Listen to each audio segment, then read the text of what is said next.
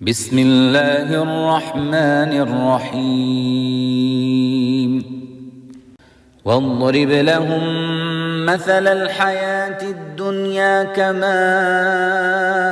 إن أنزلناه من السماء فاختلط به نبات الأرض فأصبح هشيما تذروه الرياح وكان الله على كل شيء مقتدرا.